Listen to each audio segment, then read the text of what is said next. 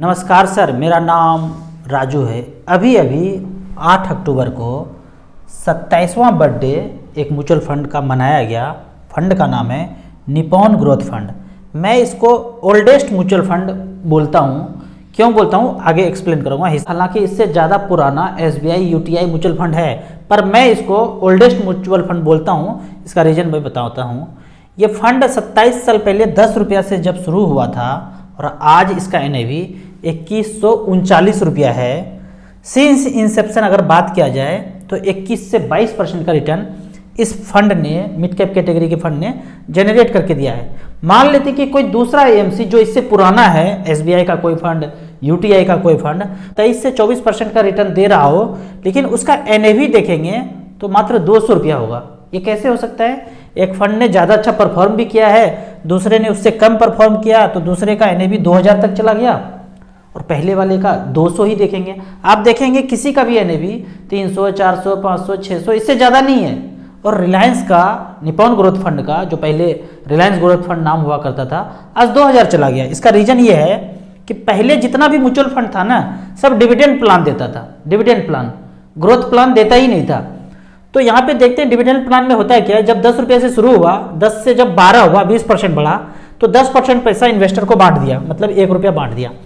फिर 1 रुपया दे दिया तो 11 हो गया। ये 11 से फिर वो 15 रुपया बढ़ गया NAV यूनिट का रेट।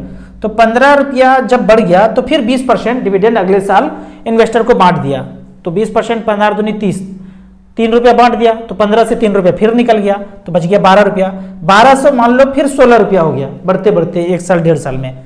तो यहाँ से फिर 20% पे आउट कर दिया। तो अब 16 का 20% दिया, 16 नहीं 32, 3.2 रुपीज़ बांट दिया। तो इस तरह से करके जैसे जैसे पैसा बढ़ता गया वो बांटता गया। बाद में देखते हैं कि NAV का रेट 200 रुपया ही पहुंचा, जबकि रिलायंस ग्रोथ फंड ने दोनों ही ऑप्शन शुरू से दिया। जब से शुरू किया, जब से बर्थडे शुरू हुआ, पहला बर्थडे, उन्होंने ग्रोथ ऑप्शन भी दिया और डिविडेंड प्लान भी दिया।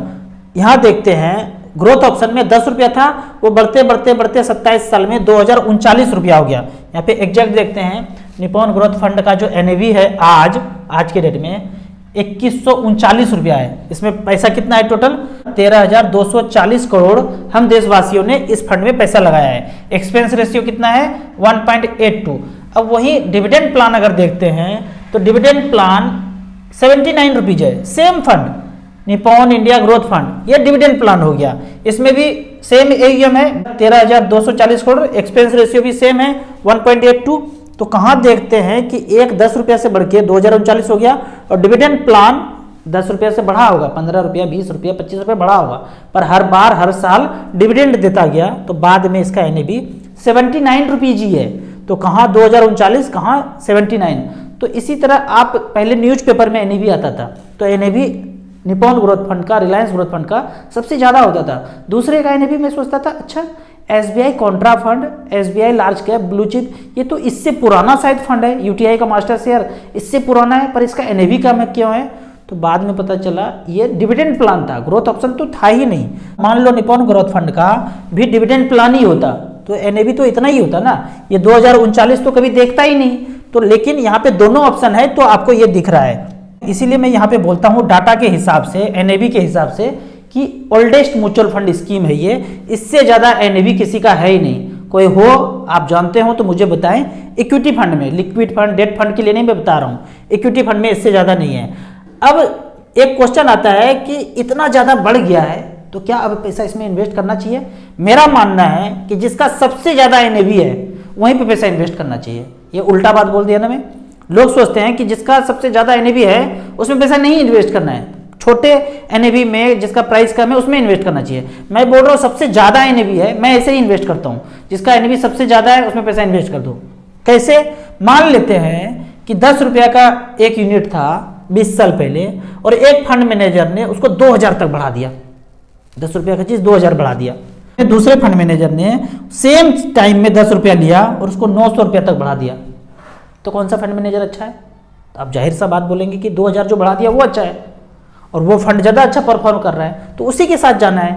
आप आज सोचेंगे कि कोई 50 रुपया का NAV है तो 50 रुपया का NAV कितने सालों में ये देखना है। अगर वो 50 रुपये का NAV 15 साल लगा दिया और कोई 15 साल में 1,500 रुपये जा रहा है तो 1,500 वाले पे जाना है, और दोनों ही इक्विटी प्लान है, तो ये नहीं सोचना है उखल में मुंडी दे दिए तो कितना चोट लगेगा, ये इसका डर नहीं मिटा देना चाहिए।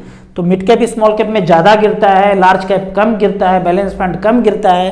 आपके पास 15 साल 20 साल 10 साल 12 साल टाइम है, तो इक्विटी फंड में जब आ गए तो ऊपर नीचे हलचल से डरना नहीं है। मिड कैप स्मॉल कैप होने के वजह से ही इसका NAV 2000 चला गया। अगर दूसरे कैटेगरी में होता, हालांकि दूसरे कैटेगरी में है, निपॉन विजन फंड एक लार्ज कैप फंड है, इसका NAV उससे आधा है, तो जाहिर सा बात है वेल्थ क्रिएशन करना है तो मिड कैप स्मॉल कैप में ही जाना पड़ेगा। यही क्वेश्चन होता है कि अब क्या करें, इतना NAV तो बढ़ गया है तो पैसा निकाल लूँ, हटा दूँ, इसमें पैसा ना इन्वेस्ट करूँ।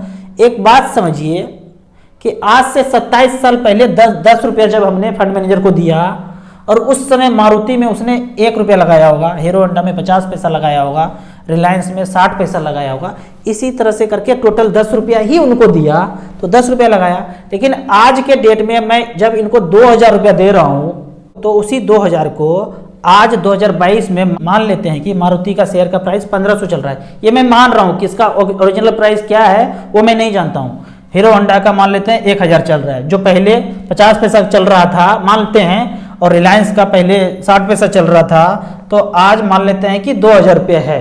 आज जब 2000 रुपया लगा रहे हैं और मान लेते हैं कि शेयर का प्राइस इस तरह से है, 1500 है, 1000 है, 2000 है, तो अब जब 2000 रुपया लगा रहे हैं तो एक में 100 रुपया लगा सकते हैं फंड मैनेजर, दूसरे में 200 लगा सकते हैं, तीसरे में 300 रुपया लगा सकते हैं, क्योंकि उनके पास 2000 रुपया में एक शेयर हमने म्यूचुअल फंड का खरीदा है, तो उसी हिसाब से डिवाइड होगा। पहले जब 10 रुपया था तो 10 रुपया उसी हिसाब से डिवाइड हो रहा था।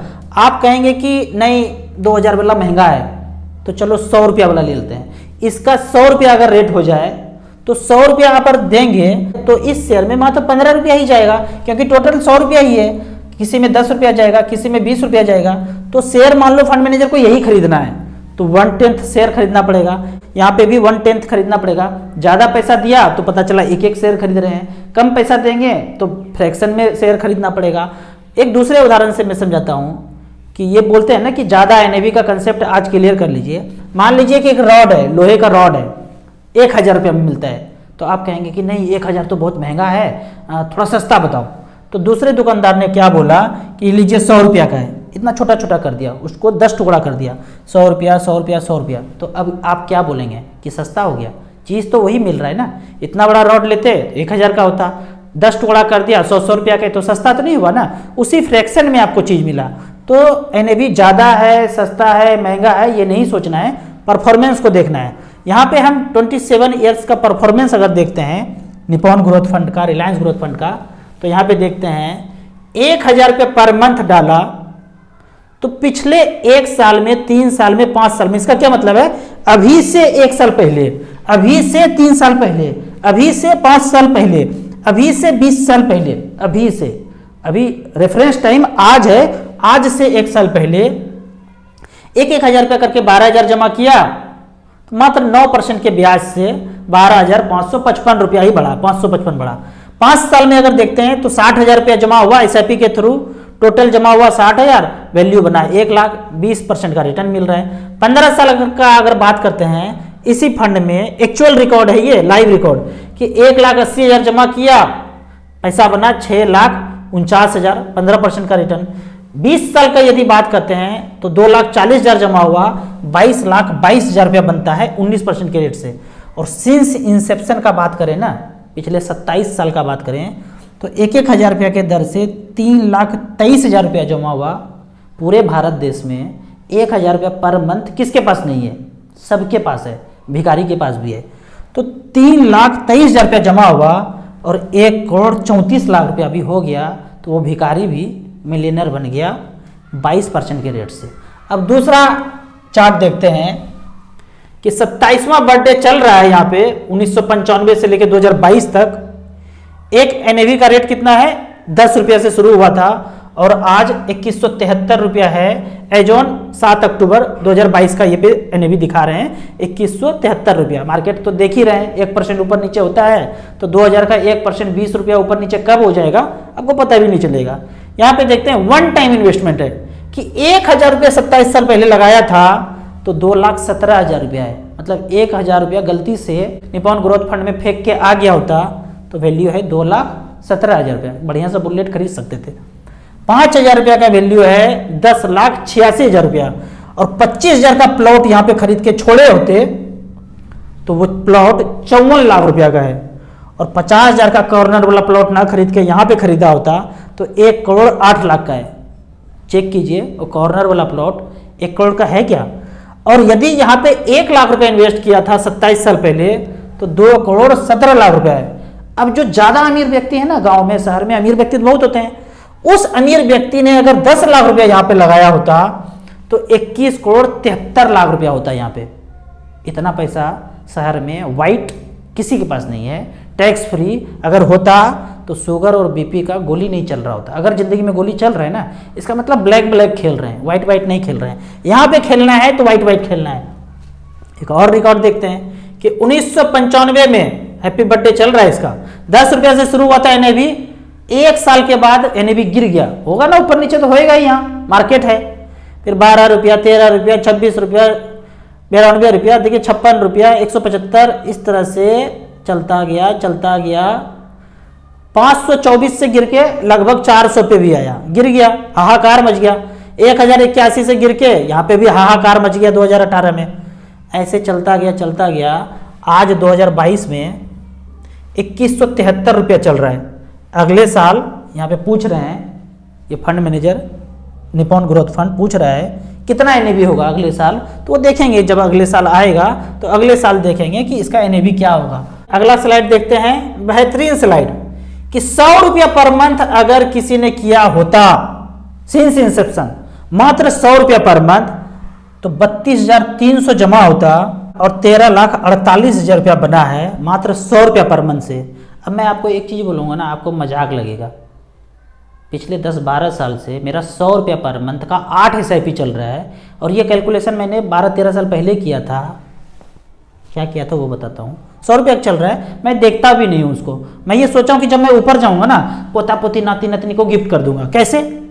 SIP के कैलकुलेटर में गए, 100 रुपया पर मंथ, ऐसा मैं सोच के रखा था 10-12 साल पहले कि मैं 40 साल जिंदा रहूंगा। और तो 40 साल तक ये SIP अकाउंट से कटते रहेगा मेरे ICICI बैंक से, अभी भी कट रहा है।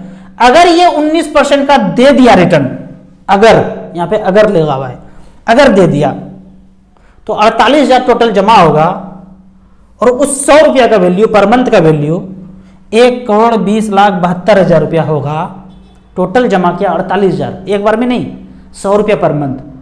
तो जब ऊपर जाऊंगा ना तो 8 बच्चे को, पोता पोती नाते नतनी को 1,20,00,000 गिफ्ट कर दूंगा। अगर 19% का रिटर्न मिला तो आप कहेंगे कि 19 नहीं मिलेगा, अच्छा 16 मिलेगा, तब 43 लाख रुपया सबको बांट जाएगा। जो भी होगा वो bank, post office, plot, flat से ज़्यादा ही होगा। आप नहीं समझेंगे तो समझने का कोशिश कीजिए, कैलकुलेट कीजिए। नहीं समझ में आता है, वीडियो को रिपीट करके देखिए। जब खोपड़ी का ब्लूटूथ ऑन हो जाए उसके बाद पैसा इन्वेस्ट कीजिए। यहाँ पे आपको इसी तरह म्यूचुअल फंड के बारे में और कुछ जानना है, इन्वेस्टमेंट के बारे में जानना है, तो इस नंबर पर मुझे व्हाट्सअप कर सकते हैं। आप म्यूचुअल फंड में पहली बार इन्वेस्ट करना चाहते हैं तो दिए हुए ऐप में रजिस्ट्रेशन करने के बाद हमसे डायरेक्टली जुड़ सकते हैं। ऐप का और मेरे सर्विस का लाइफ टाइम कोई चार्ज नहीं है। आप मेरे साथ म्यूचुअल फंड एडवाइजर बनना चाहते हैं, हमारे तरह ऑनलाइन बिजनेस करना चाहते हैं, तो दिए हुए एडवाइजर ऐप को रजिस्टर करने के बाद आप अपने बिजनेस को यहाँ 10 टाइम्स ज़्यादा कर सकते हैं। वीडियो अच्छा लगे तो व्हाट्सएप यूनिवर्सिटी में अपने फैमिली मेम्बर्स के बीच इसे जरूर शेयर करें। यूट्यूब पर देख रहे हैं तो लाइक एंड शेयर जरूर करें। Thank you so much.